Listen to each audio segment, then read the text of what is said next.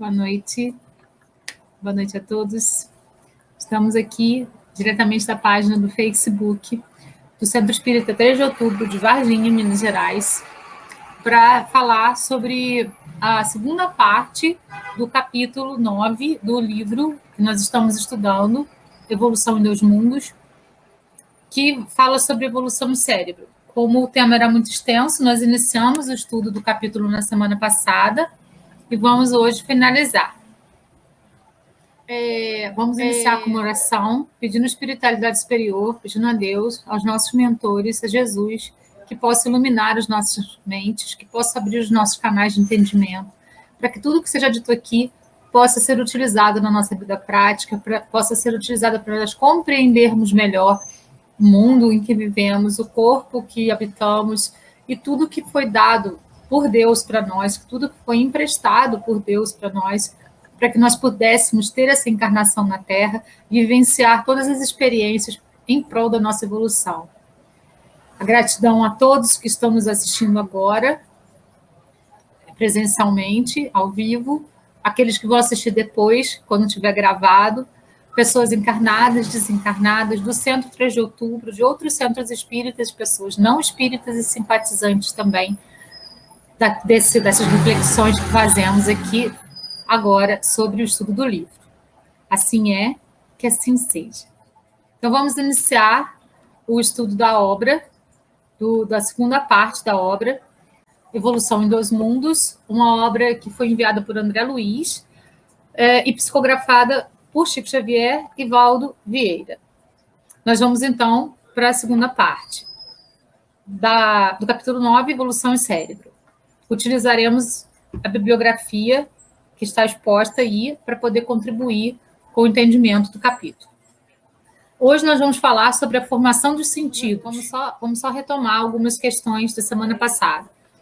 A formação do cérebro, ela foi iniciada com os animais, os peixes, evoluindo para os répteis, até chegar nas aves, e para vir até, então, aos mamíferos e vir para o homem também.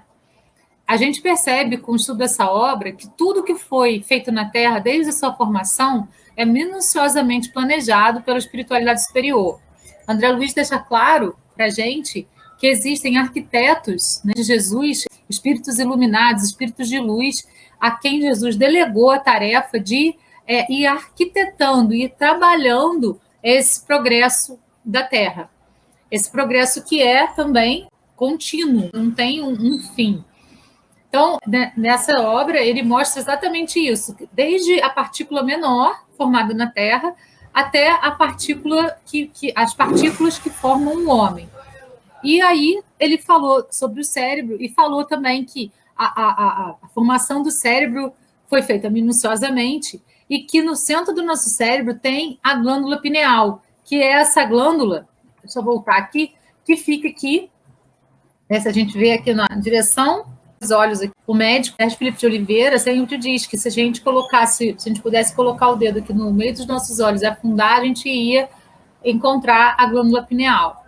E essa glândula, ela tem um funcionamento muito importante, principalmente para as questões de mediunidade, porque é através dela que nós recebemos do universo, do cosmos, dos astros, das estrelas e também da Lua, as influências, né? Nós somos influenciados diretamente por todo o universo, porque fazemos parte dele. E também recebemos todas as questões mediúnicas por aí, as comunicações que acontecem nos fenômenos mediúnicos vão ocorrer através do centro de força coronário, que vai enviar a mensagem para a glândula pineal, que vai enviar para o centro de força frontal e vai distribuir, então, para todo o nosso cérebro e aí para todas as células do nosso corpo. André Luiz diz que não existe nenhum pensamento que não fique gravado em cada célula do nosso corpo. Então, a gente precisa trabalhar para vigiar os nossos pensamentos, para que as células do nosso corpo tenham pensamentos positivos gravados, mais do que negativos, né? A gente acaba, no mundo, tendo esses pensamentos positivos e negativos que vão variando. Então, a gente precisa estar sempre nessa questão do orar e vigiar a nós mesmos, para podermos, então, ter pensamentos elevados e poder trabalhar esses pensamentos de uma maneira efetiva. Então, no cérebro, a gente tem aí a glândula pineal, que é uma glândula super importante para essas questões mediúnicas e de contato com o universo, com o cosmos. A medicina atual sabe que essa glândula, né, estudando essa glândula, que ela regula toda a questão da puberdade, a questão da menstruação, a questão da gravidez, que vai ser de acordo com as fases da Lua, né? Tanto a menstruação quanto a gravidez da mulher vai ser de acordo com as fases da Lua. Então, a Lua tem uma influência direta nessa questão aí, e a glândula pineal é que capta tudo isso para poder, então, o corpo compreender isso daí. Hoje, nós vamos falar sobre a questão da formação dos sentidos. Os sentidos que nós utilizamos para poder lidar com a natureza, para poder lidar com as pessoas que estão ao nosso redor, para poder lidar com os nossos sentimentos. Sejam esses sentimentos de amor, de raiva, de ódio, os sentidos vão nos proporcionar o contato físico, né, com as coisas que estão ao nosso redor. Então, sob a orientação das inteligências sublimes, cada sentido se instala em organização especial, formada de vários aparelhos e implementos.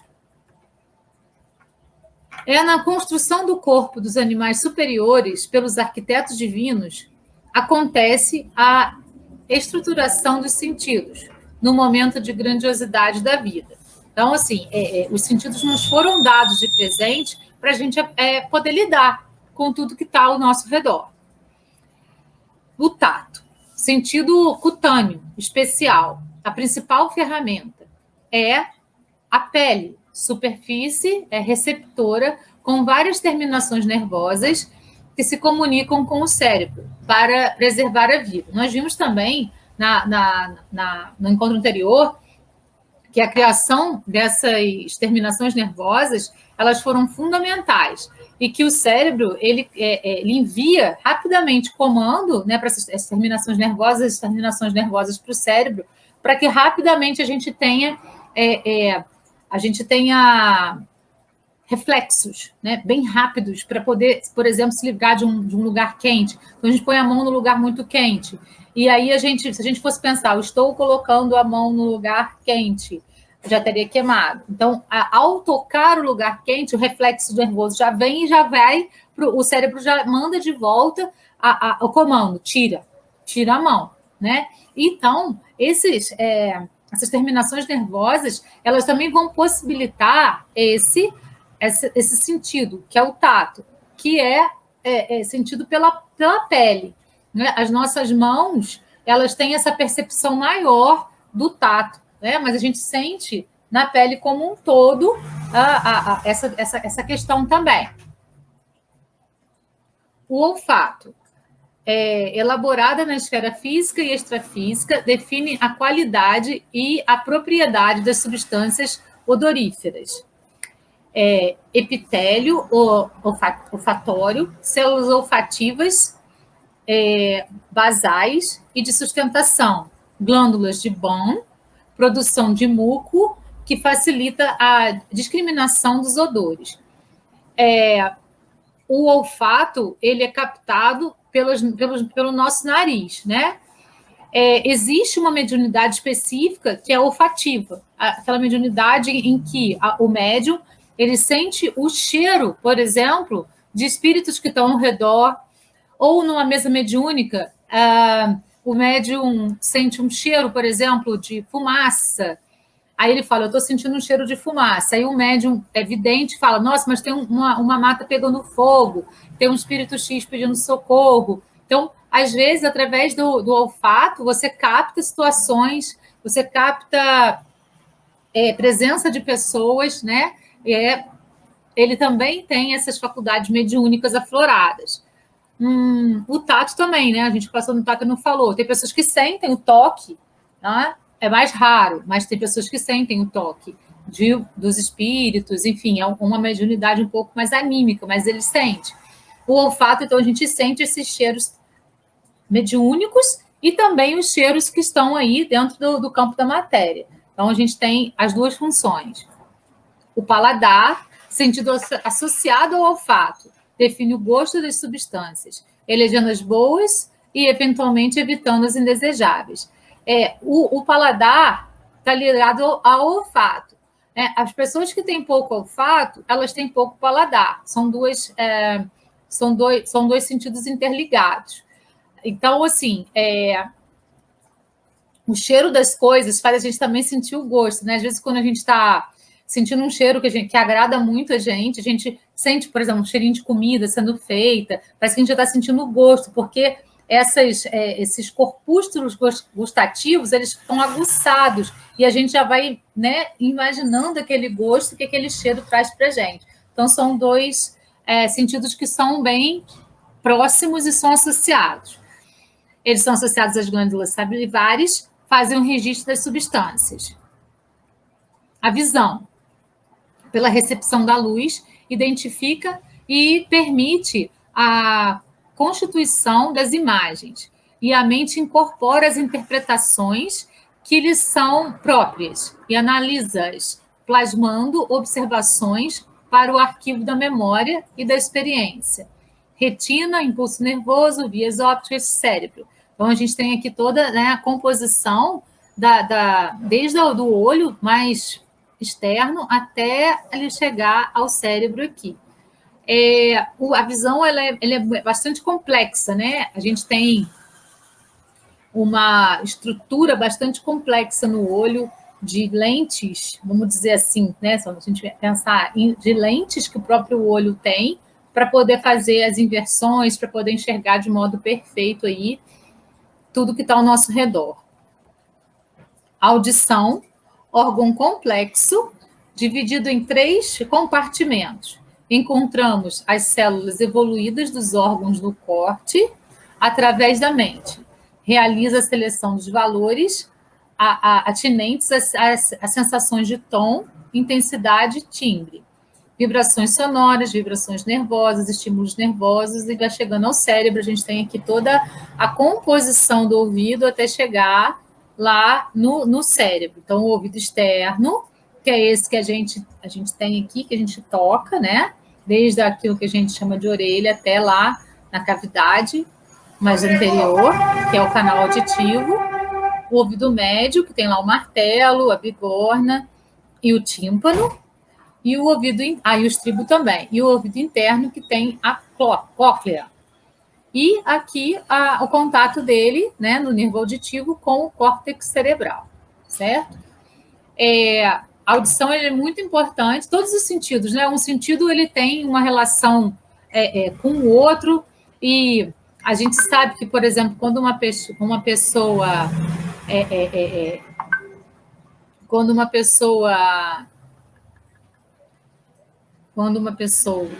tem um problema com um dos sentidos do corpo, esse problema pode fazer com que um outro sentido fique mais aguçado, né? Porque a gente precisa de todos os sentidos para poder viver, mas quando falta esse sentido em alguém, um outro se aguça mais, e isso vai dar para aquela pessoa essa normalidade na vida, e mesmo que seja uma normalidade diferente da nossa, mas para a vida dela vai se tornar uma normalidade. Então, ela vai ter outros sentidos sendo mais aguçados.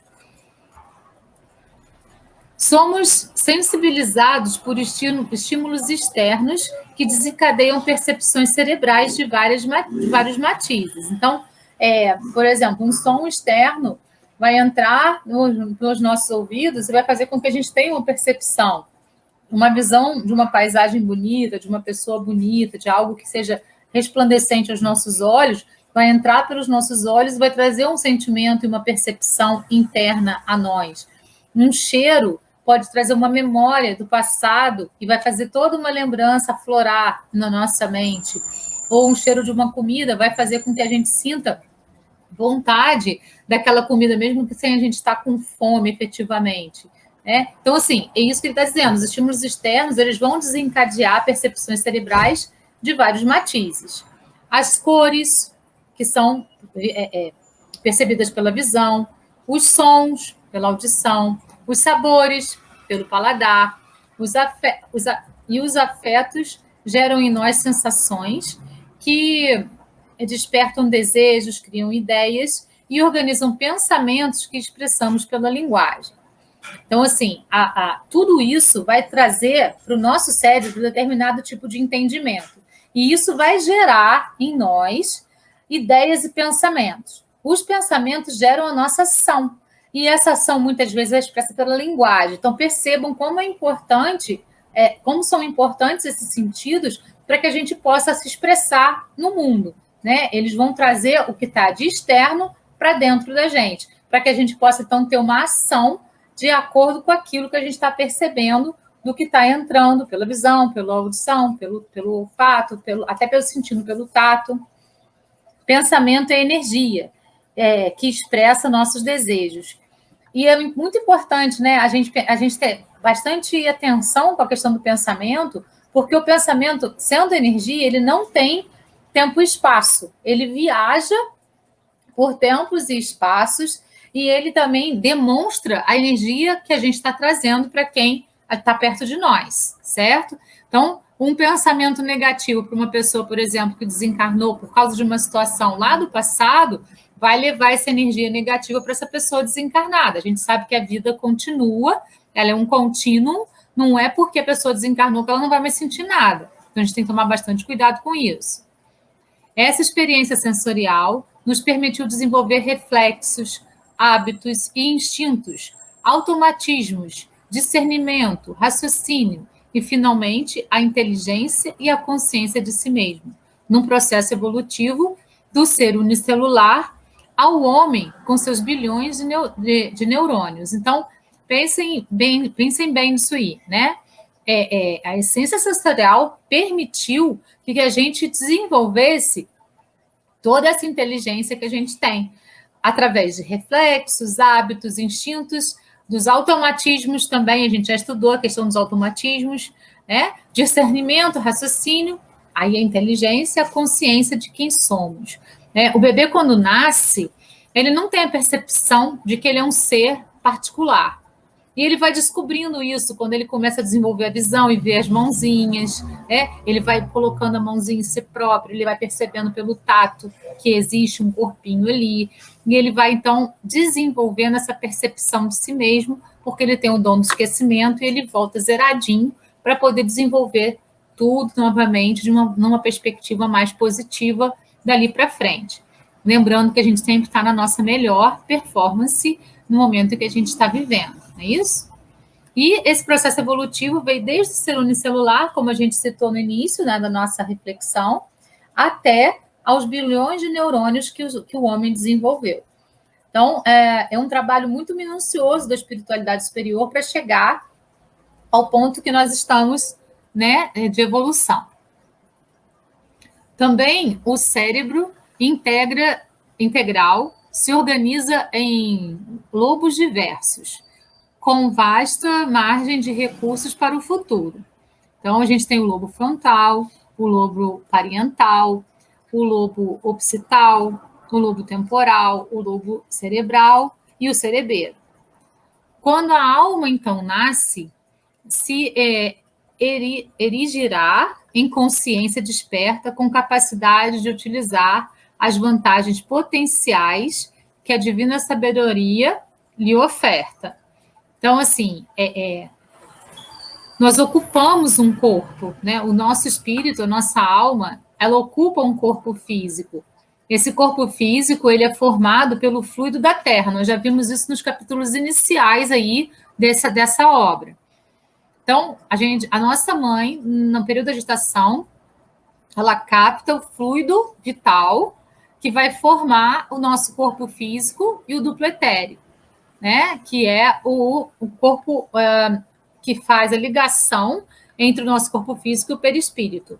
E quando, então, o perispírito, que engloba o corpo mental e o espírito, forem habitar esse corpinho, a gente vai ter lá à nossa disposição todas essas capacidades cerebrais que a gente vai desenvolvendo cada vez mais durante a nossa existência, de acordo com aquilo que a gente é apto a estudar, que a gente se propõe a estudar, que a gente se propõe a trabalhar, que a gente se propõe a fazer na nossa existência, a gente vai desenvolvendo aí as partes do nosso cérebro. Cada existência a gente vai se aprimorando cada vez mais na utilização do cérebro. Se a gente soubesse todas as capacidades do nosso cérebro, a gente usa muito pouco as potencialidades do cérebro. A gente seria capaz de muita coisa. Por isso que Jesus disse, se a gente tiver fé, a gente pode mover montanhas. Porque as nossas capacidades cerebrais, elas vão muito além do que a gente pensa. A gente está muito aquém daquilo que realmente o nosso cérebro pode constituir na nossa existência. Lá no Mundo Maior, que também foi enviado por André Luiz para Chico Xavier, ele fala assim: os lobos frontais, silenciosos ainda para a investigação científica do mundo, jazem materiais de ordem sublime, que conquistaremos gradualmente no esforço de ascensão, representando a parte mais nobre de nosso organismo divino de evolução. Reparem, nossa capacidade cerebral, como eu disse, está muito aquém daquilo que ela realmente tem potencial para ser. E o próprio André Luiz traz essas notícias para a gente. Ele mostra para a gente que essas capacidades elas vão se desenvolvendo no passo a passo. Assim como desde o início da formação da Terra, tudo foi sendo desenvolvido paulatinamente, as nossas capacidades cerebrais também vão ser desenvolvidas vagarosamente, paulatinamente. Alguns seres já utilizam mais potencialidades do cérebro do que outros, né? A gente vê isso claramente, né? Os grandes gênios, as pessoas espiritualizadas, aqueles que se tornam iluminados, eles usam capacidades do cérebro que nós ainda não conseguimos descobrir, que podemos usar, mas estão disponíveis para todos. Nós precisamos, então, trabalhar cada vez mais para poder, a cada corpo que a gente experimenta, poder ir desenvolvendo cada vez mais essas capacidades e fazer com que esse corpo humano também seja desenvolvido. Se nós estamos num período de transição, significa que o nosso corpo também tem vai subir um degrauzinho na evolução dele. Não é só o espírito que evolui, nem somente o planeta. Também o corpo das espécies que ocupam esse planeta vão evoluir de uma maneira ou de outra, né? E aí é necessário que existam espíritos preparados para essa evolução do corpo também. Aqueles que não estiverem, assim como aconteceu no início da formação da Terra, vão ser exilados, como os exilados de Capela foram exilados naquele momento histórico. Isso vai acontecer, e aí é que vem lá na Bíblia, né, no Apocalipse, quando eles falam vai ser separado o joio do trigo, é exatamente nesse momento. Quem está preparado e quem não está preparado para essa fase evolutiva da Terra, para esse corpo que vai ser, que está sendo já, né, desenvolvido para as pessoas que vão estar na Terra daqui a algum tempo com essa transição planetária. A próxima parte do capítulo fala sobre o microcosmo prodigioso. Aí ele diz assim: com o tempo, é chegada a hora em que a direção espiritual da vida consegue organizar o sistema nervoso autônomo, capaz de regular e coordenar as funções das vísceras. Estruturam-se, então, primorosamente a inervação aferente e eferente, os centros coordenadores, os sistemas simpáticos e parasimpáticos, as fibras pré e pós ganglionares com os neurônios, a edificarem vias eletromagnéticas de comunicação entre o governo espiritual e as províncias orgânicas. Então, quanto mais desenvolvido, quanto mais evoluído o nosso corpo físico maior probabilidade, potencialidade de comunicação com o mundo espiritual ele vai ter. Porque mais os nossos centros de força vão ficando aprimorados, mais a glândula pineal vai tendo trabalho e mais as partes do cérebro que não são utilizadas vão sendo utilizadas. Então, tudo isso faz com que a gente tenha um avanço também nessas questões aí da comunicação entre o governo espiritual e as províncias orgânicas, né? Então, a gente tem essa evolução também nesse sentido. A gente se comunica, né? Como eu falei, quando a gente chega num lugar com uma vibração que não está muito interessante, com pensamentos negativos, quem está ao redor observa isso. vê que isso está acontecendo. Nossa, essa pessoa chegou com uma energia péssima, né? Assim que a gente percebe. Então, o pensamento ele não fica guardado dentro da gente, ele reverbera por nós mesmos, pela energia que a gente está emanando. Então, é importante a gente trabalhar essa questão dos pensamentos para que a gente consiga compreender isso de uma maneira bem efetiva. Então, por efeito das vibrações que emitimos ao pensar, estamos obrigatoriamente ligados, por sintonia mental, a todas as criaturas que no mundo inteiro pensam como nós. Nós nos aproximamos daquelas pessoas que pensam de modo parecido conosco. E isso não vai ser só enquanto a gente estiver encarnado, não. Isso também quando a gente desencarnar. Nós vamos para colônias ou para mundos de transição de acordo com a nossa sintonia mental, de acordo com os pensamentos que a gente emana para o nosso exterior. Então, a gente vai se afinar com esses espíritos de colônias espirituais ou de mundos de transição que tenham pensamentos afinados com o nosso. Então, tem muitas pessoas que têm essa preocupação. Para onde a gente vai depois de desencarnar? Exatamente para esse lugar em que a nossa sintonia mental, em que os nossos pensamentos se afinem, em que os nossos pensamentos tenham uma compatibilidade, né? Então, assim, a gente vai continuar encarnando na Terra? Se a gente tiver a mesma sintonia de pensamento que a Terra tem, sim. Se a gente tiver uma sintonia de pensamento diferente da Terra, se for mais elaborado, a gente vai para um planeta mais elaborado. Mas a gente tem que lembrar, se a gente for para um planeta com sintonia de pensamento mental superior, a gente vai ser aquela pessoa bem limitada desse planeta, né? Porque a gente está saindo de um planeta de provas e expiações e indo para um planeta um pouquinho mais evoluído. Você vai ser o ser mais limitado do planeta, não ser mais um ser tão inteligente ou um ser que já esteja um pouco mais preparado. Então, a gente tem que pensar nisso. Assim, quando a gente passa de um patamar para outro, a gente vai voltar, no sentido assim, para uma percepção ainda primária daquilo tudo que a gente tem pela frente para aprender, né? Se a gente for jogado para um planeta inferior, provavelmente a gente vai ter uma inteligência, uma perspicácia um pouquinho mais avançada do que aquele planeta. Foi o que aconteceu com os exilados de Capela. Quando eles vieram para a Terra, eles trouxeram todo um aparato de saber muito mais evoluído do que a Terra tinha. E isso contribuiu com a Terra para a sua evolução, né? Brutal, assim, porque deu um salto de evolução com os exilados de Capela e todos os ensinamentos que eles trouxeram para nós. Então, isso é muito interessante a gente pensar também.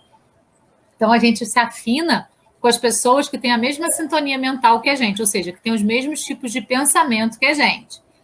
Somos os responsáveis diretos por esse ambiente psíquico que criamos às custas dos nossos desejos. Então, nossa, mas tem uma pessoa, as pessoas que estão se aproximando de mim agora parece que elas são de briga, parece que elas têm uma energia baixa.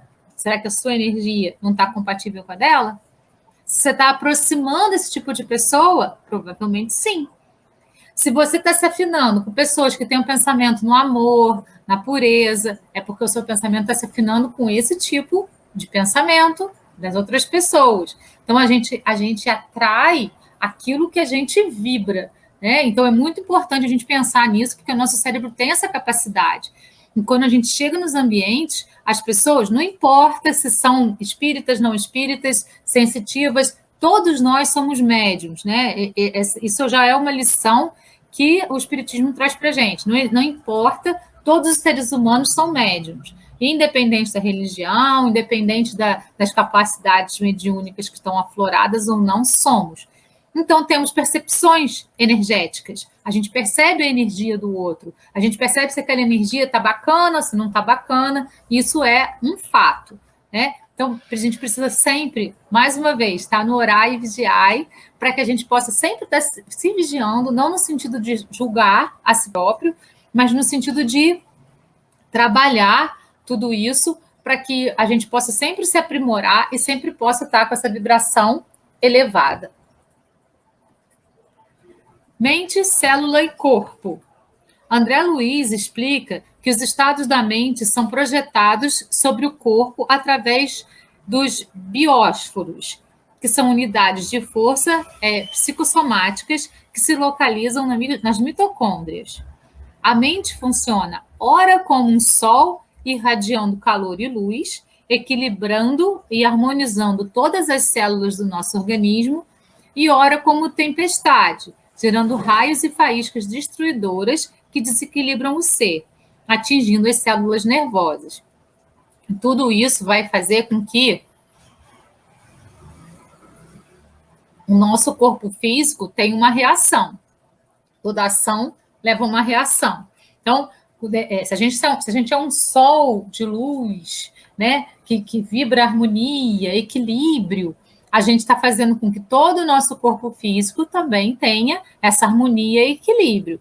Então, pensamentos equilibrados, pensamentos no amor, pensamentos sempre numa vibração elevada, vão fazer com que o nosso equilíbrio aconteça. E aí os centros de força, que André Luiz determina como 7, vão ficar equilibradinhos, bonitinhos e transmitindo sempre ondas positivas para o nosso corpo como um todo.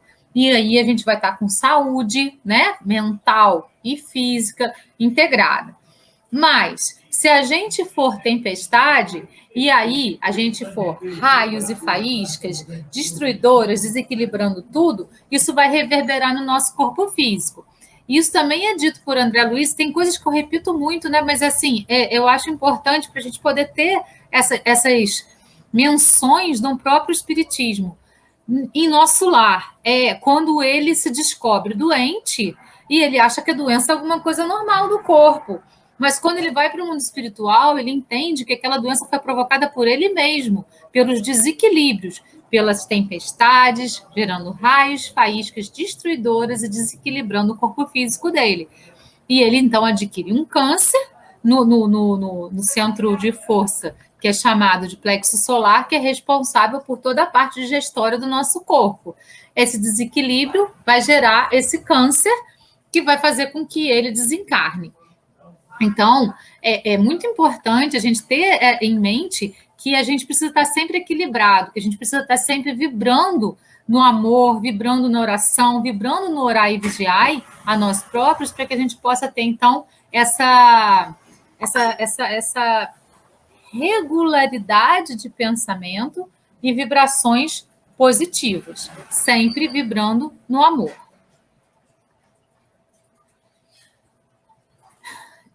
Os processos kármicos advindos de outras encarnações estão marcados no núcleo celular através dos cromossomos, disposições do destino, sendo, portanto, irreversíveis nessa encarnação. A evolução da doença e a aquisição de novas moléstias seriam controladas através do citoplasma, pela ação dos bióforos, que modificariam a informação enviada pelo núcleo ao citoplasma, podendo, a partir do governo mental, impedir a sua manifestação ou torná-la mais ou menos graves. Isso está em Medicina e Espiritismo, do AME, que é a Associação Médica Espírita do Brasil. Então, assim, na verdade, ele coloca lá que são irreversíveis. Mas como o nosso cérebro humano tem capacidades que nós nem mesmos desconhecemos, existem aí, né, aquilo que a gente chama de milagre e que faz com que coisas consideradas impossíveis se tornem possíveis. Coisas consideradas irreversíveis se tornem reversíveis. Mas ele está falando no sentido assim, por exemplo, uma pessoa veio sem uma perna, não tem como ela recuperar essa perna.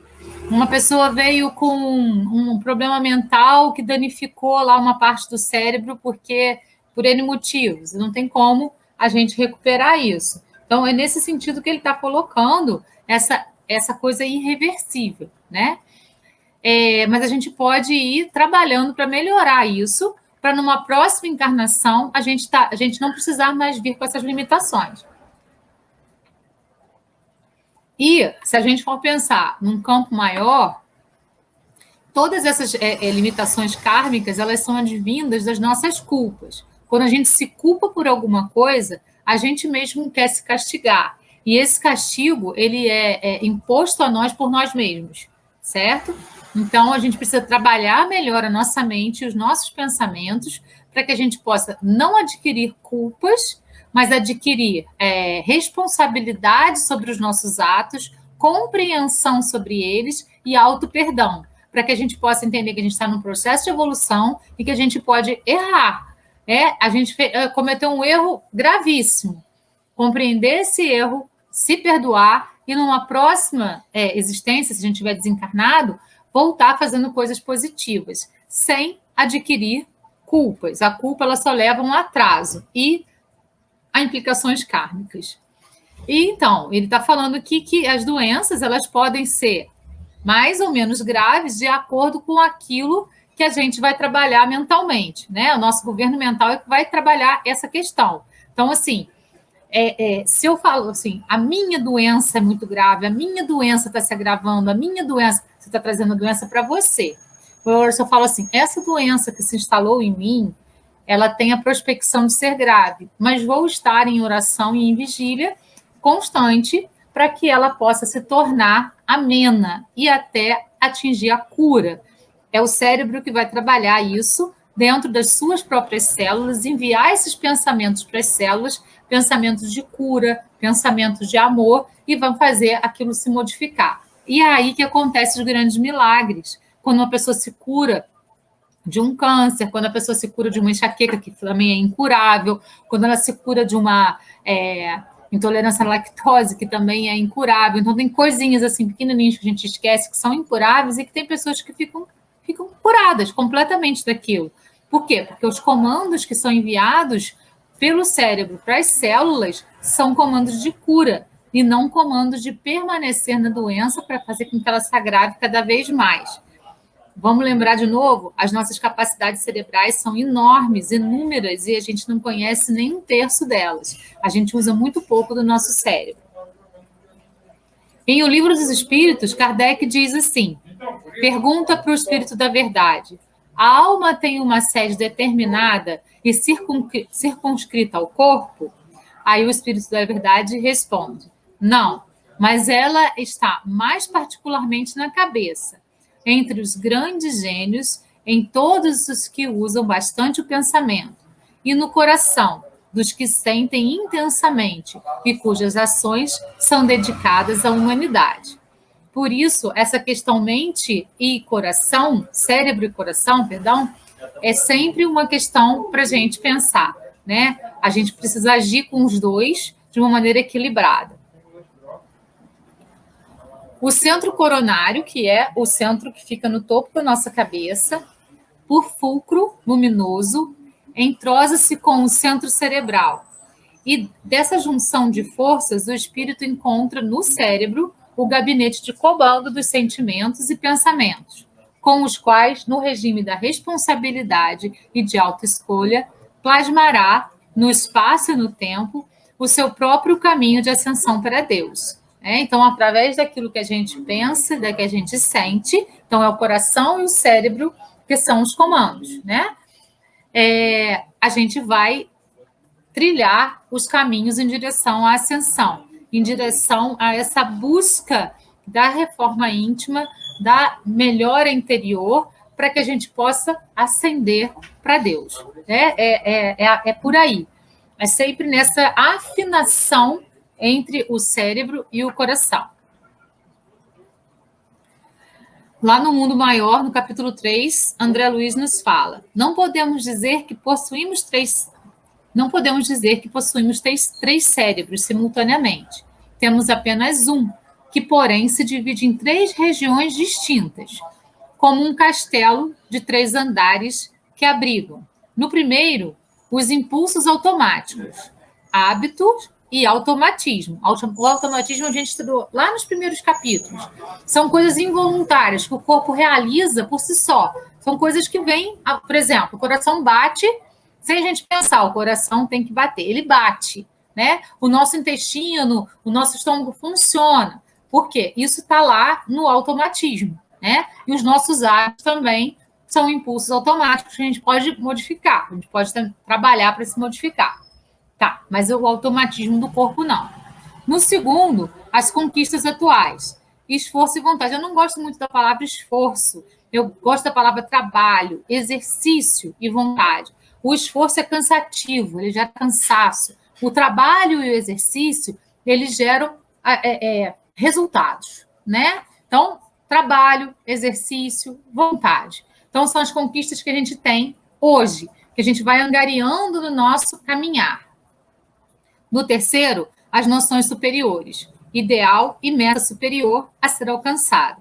Então, a gente tem aí as nossas metas, aquilo onde nós queremos chegar, as nossas buscas, né? Nós somos buscadores de uma revolução interna, de uma transformação interior, para que a gente se torne uma pessoa melhor. Então, a gente tem essa meta de seguir em frente para poder alcançar isso. Então, ele diz que o cérebro se divide nessas 3 partes: impulsos automáticos, conquistas atuais e noções superiores. Distribuímos desse modo nos 3 andares: subconsciente, consciente e superconsciente.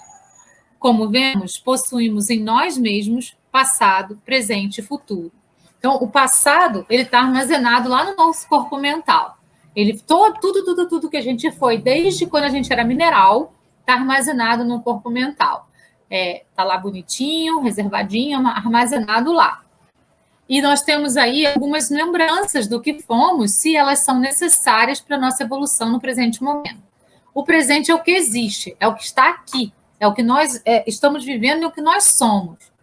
E o futuro, a gente pode fazer manifestações para que ele possa ocorrer de uma maneira tranquila, de uma maneira gostosa. E a gente aí tem aquela velha história, que a gente planta, a gente colhe. Nós estamos plantando o que no nosso presente para colhermos no futuro? O que nós plantamos ontem e estamos colhendo hoje? Está sendo bom? Então, a gente precisa trabalhar para poder melhorar cada vez mais. Está sendo ruim? A gente tem que mudar a rota do plantio. A gente tem que mudar a semente que a gente está plantando para plantar coisas mais interessantes, então, colher coisas mais interessantes. Essa questão presente, passado e futuro é alguma coisa que está em nós e que nós podemos trabalhar em nós mesmos. Lembrando que o tempo da Terra é o tempo da Terra, é diferente do tempo do universo, é diferente do tempo da espiritualidade, certo? Então, a gente tem aqui uma noção de tempo que é diferente quando a gente desencarna, muito diferente. A gente vai aprender isso, ou reaprender isso, quando a gente desencarnar novamente e voltar para a nossa casa, que é o mundo espiritual. Então, pessoal, é isso, né? Eu tenho que dizer que eu tenho visitado bastante a Federação Espírita do Estado de Goiás para me ajudar, né, na composição da explanação sobre essa obra, que é uma obra bastante complexa, como vocês estão vendo, mas ela está trazendo muito aprendizado para mim. Eu espero que ela também esteja trazendo muitos aprendizados para vocês. E eu acho que, fazendo essa conjugação de obras diferenciadas, a gente consegue ter um entendimento mais global daquilo que André Luiz veio trazer com essa obra tão significativa, que nos explica toda a construção da Terra, desde o mineral, desde lá de trás, até aqui onde a gente está, nesse momento, falando sobre o cérebro. Muito obrigada pela companhia de vocês, obrigada pela continuidade aí da participação de vocês nesse estudo. Na semana que vem, nós vamos para o capítulo 10 da obra de André Luiz, para poder fazer um aprofundamento ainda, né, maior dessa obra. A gente está na parte 1, que fala sobre a questão do corpo, da esfera física da Terra, e no capítulo 10, então. Gratidão a todos pela companhia. Até semana que vem, na sexta-feira, às 8 horas, aqui na página do Facebook do Centro Espírita 3 de Outubro de Varginha, Minas Gerais. Gratidão, namastê, até semana que vem. Beijo no coração.